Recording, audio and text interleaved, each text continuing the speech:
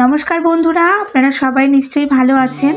रिंकू रान्नाघरे आरो एकटी नतून पर्वे आपनादेर सबाइके स्वागत।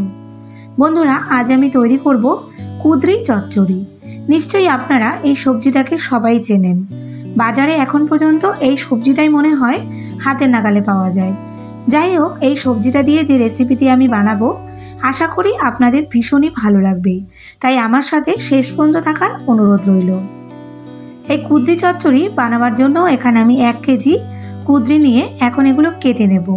তবে কাটার আগে কুদ্রিগুলো বেশ ভালো করে ধুয়ে পরিষ্কার করে নিয়েছি, কারণ এগুলো কাটার পরে কিন্তু আর ধোয়া যায় না। এখন কুদ্রিগুলো মাঝখান দিয়ে একটা ফাল দিয়ে দুভাগ করে তারপর এটা একদম পাতলা পাতলা স্লাইস করে নেব, যাতে এগুলো খুব তাড়াতাড়ি সেদ্ধ হয়ে যায়। এই চচ্চড়ি বানাতে এটা কিন্তু খুব ইম্পর্টেন্ট। কুদ্রিগুলো আগে থেকে ভেজে নিতে হবে, তার জন্য এটা এইভাবে কেটে নিতে হবে যাতে খুব তাড়াতাড়ি এটা ভাজা হয়ে যায়। কুদ্রিগুলো সব কেটে নিয়ে একটা ফ্রাই প্যানে আমি দিচ্ছি 3 টেবিল চামচ সাদা তেল। এখন তেল বেশ ভালো করে গরম করে নেব। তেল ভালো করে গরম হলে তারপর আমি এতে কেটে রাখা কুদ্রিগুলো দিয়ে দেব। এখানে যেহেতু কুদ্রির পরিমাণটা অনেকটাই বেশি, তাই আমি এখানে তেলের পরিমাণটা একটু বেশি দিয়ে এটা ভাজবো। তারপর আমি এর মধ্যে দিয়েছি স্বাদমতো লবণ ও সামান্য একটু হলুদ।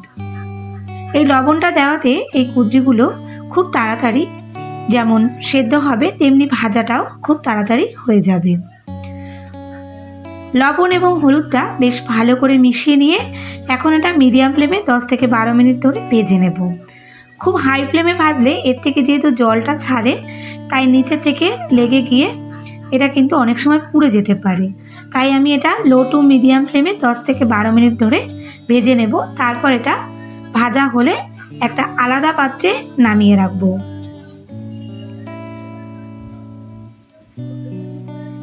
দশ 12 মিনিট পর দেখুন কুদ্রিগুলো ভাজা হয়ে অনেকটাই কমে এসেছে আর খুব সুন্দর কিন্তু এটা সেদ্ধও হয়ে গেছে। এখন এগুলো একটা আলাদা পাত্রে আমি নামিয়ে নিচ্ছি।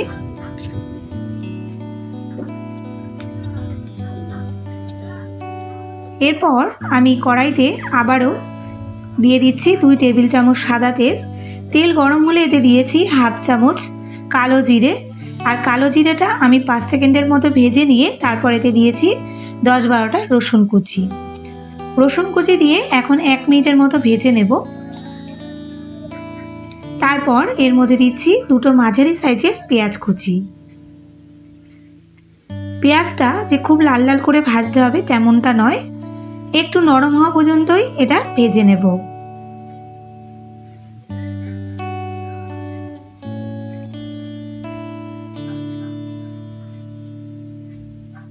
খুব বেশিক্ষণ ধরে কিন্তু এটা ভাজতে হয়নি, পেঁয়াজটা খুব তাড়াতাড়ি নরম হয়েই গেছে। এখন আমি এর মধ্যে দিচ্ছি 2টো মাঝারি সাইজের আলু, যেগুলো আমি একদম সরু সরু করে কুচিয়ে নিয়েছি। বন্ধুরা আপনারা চাইলে এই চচ্চড়িটা আলু ছাড়াও করতে পারেন, তবে আমার মনে হচ্ছিল আলু দিলে যেমন খেতেও ভালো লাগবে, তেমনি আমার বাড়িতে অতিথি আগমন বেশি হয়েছিল বলে সবজিটার একটু বেশি প্রয়োজন ছিল, তাই আমি একটু আলুও দিয়ে দিয়েছি এর মধ্যে। আলু দিয়ে মিনিট 5 নাড়াচাড়া করে ভেজে নিয়ে তারপর একে একে দিচ্ছি হাফ চামচ হলুদ, 1 চা চামচ রেড চিলি পাউডার, হাফ চা চামচ কাশ্মীরি চিলি পাউডার, 1 চা চামচ ধনে গুঁড়ো, 1 চা চামচ জিরে গুঁড়ো, হাফ চামচ চিনি ও স্বাদ অনুযায়ী লবণ। এখন সব গুঁড়ো মশলা একসাথে মিশিয়ে 2 মিনিটের মতো কষিয়ে নেব।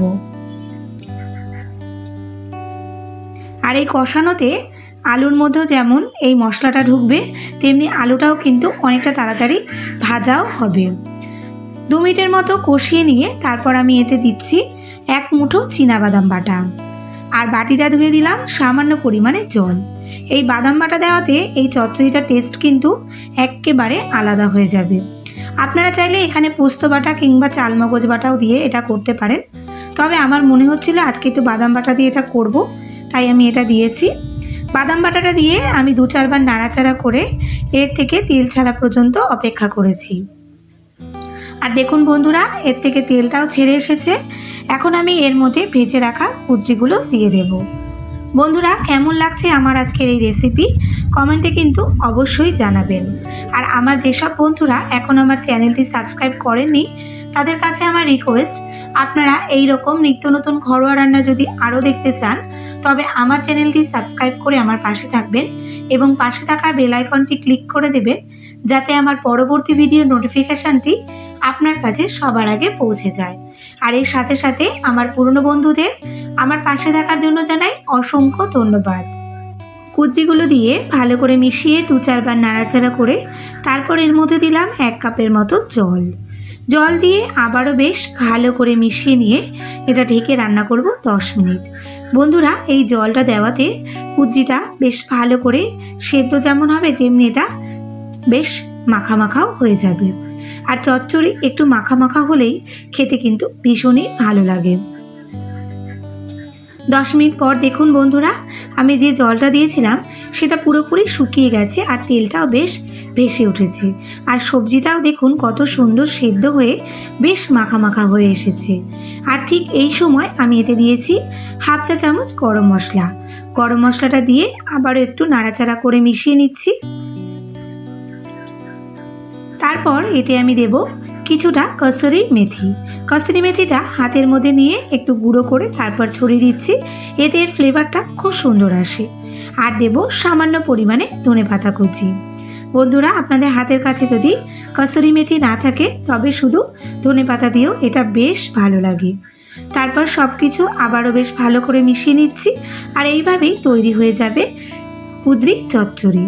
বন্ধুরা, আপনারা যারা এখনও এইভাবে কুদরি খাননি তাদের জন্য বলবো এইভাবে একবার বাড়িতে বানিয়ে খান, দেখবেন এটা কতটা সুস্বাদু হয়। এটা রুটি, পরোটা, ভাতের সাথে খেতেও কিন্তু ভীষণই ভালো লাগে।